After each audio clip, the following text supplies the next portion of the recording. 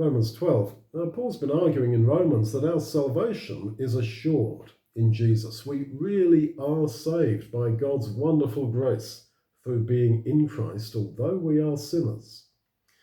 This amazing grace just can't be accepted passively.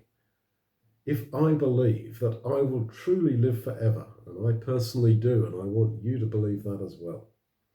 If I believe that all my sins are absolutely forgiven, the red turned to white, I can't be passive to that grace. I want to respond.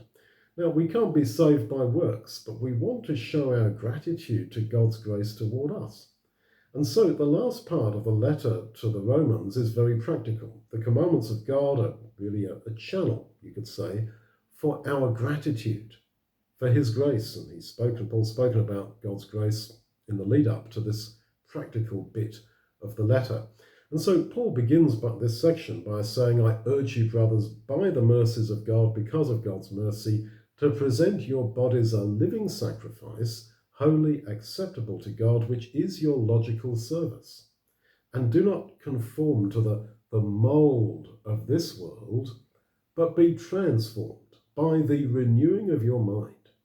In the light of God's grace to us, then, his saving of us by faith and not by works, is absolutely logical, Paul is saying, to give our whole lives to God and Jesus.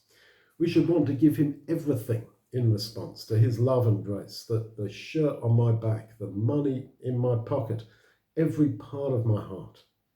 Paul alludes here to how the animals were offered on the altar. He says we are to present your bodies a living sacrifice.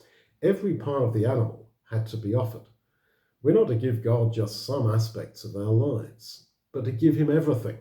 The laws about sacrifice gave special attention to how God especially wanted the hidden inward parts of the animal to be offered to him, the kidneys, the liver, the heart.